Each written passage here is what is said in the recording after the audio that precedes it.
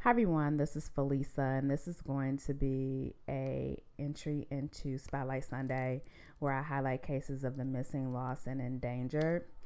Today's case, admittedly, is probably going to be very brief, or at least much more brief than I like to present.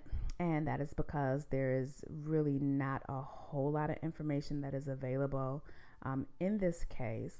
And so therefore I'm very limited. I'm piecing together information that's found in local newspapers as well as a couple of national publications.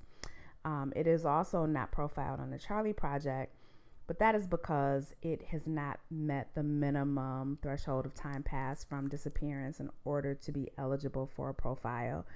At the date of this recording, Amaria has been missing for about 6 months, and so I wanted to do this spotlight in the hopes that having an additional platform where I'm sharing this information will assist and be an aid in the family being able to recover Amaria unharmed.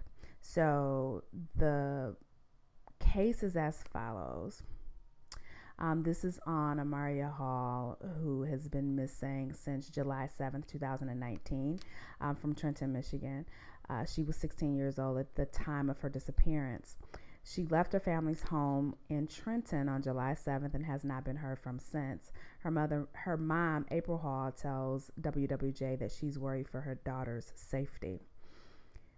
Amaria is suffering from anxiety and depression and takes medication for both, her mother said. Amaria's grandfather recently passed away, and soon after, her mother was diagnosed with stage 4 lung cancer. Her mother said that Amaria has been a good girl the whole time throughout all the different things that she's had pain and issues with. She's described as 5'6", 150 pounds with light brown complexion. It is not known what she was wearing when she disappeared. Now, I did see reports that Amaria was last seen July the 7th around 3 a.m. by her mother. It's not stated whether or not mom just checked on her and she appeared to be in her bed sleeping, or if she was up, talking, or maybe on her cell phone or computer. But when her mother went into the bedroom to wake her up, Amaria was nowhere to be found. It was also reported that the teen left a note for her mother the night she ran away, asking her not to look for her. Which there was no other details that were revealed, and probably rightfully so, considering they're still exploring avenues of her disappearance. But that just kind of pulled at my heartstrings, and you can infer that a couple of different ways. And I don't want to delve too deeply into conjecture, but there is either she thought that she was going off to begin another life and kind of escape some sadness and pain that she had going on at home, which kids don't always have the foresight or the ability to really kind of understand the decisions that they are making. Nevertheless, I'm sure that it was heartbreaking for her mother. But I do want to read this excerpt that I found on the Herald from her mother. And she's talking about a man that apparently had set his sights, on Amaria, and had been involved in some interactions with her. And mom discovered this information after the fact. So mom says that there is no doubt for her that a man who appeared to have his sights on Amaria convinced her to meet up with him. She doesn't want to make public all that she has found out about the 40-something man she believes lured her daughter into a dark place because of safety concerns for Amaria. Nevertheless, she has learned more than she has ever wanted to know about human trafficking and calls the man who she said brainwashed Amaria a Romeo pimp. That's the guy who takes his time romancing you, Hall said of the term. She probably thinks he is her boyfriend. He's brainwashed her and turned her against me. The man's interest in her daughter isn't sudden. It dates back several months, Hall has learned. She said sex trafficking typically follows shortly after someone is able to pull a teen away from her family. Another one of Hall's biggest fears now that Amaria has been gone so long is that she left without her medication, including an inhaler. it won't be long before Amaria starts to become anxious and nervous, and said that her daughter's behavior is going to change. I want to tell people depression is real. It will change your child. Amaria acts like she's about 12 or 10. She's quiet, has a baby voice. Just before her daughter took off, the mother and daughter had a disagreement. The night before she ran away, the teen asked her mother for an adapter for a computer so she could get online. When she wasn't able to find it, she became upset and insisted her mother turn on the hotspot on her cell phone so she could get online. They clashed over it. Hall described it as a typical parent-child conflict. When she woke up, she said Amaria had left a note on the kitchen table that said that she was running away and that trying to find her would only make things worse. Stephen Voss, director of police and fire services for Trenton, said Amaria's picture has been shared with law enforcement agencies in Wayne County, and the department has reached out to the FBI for assistance. He said there have been a couple of sightings reported.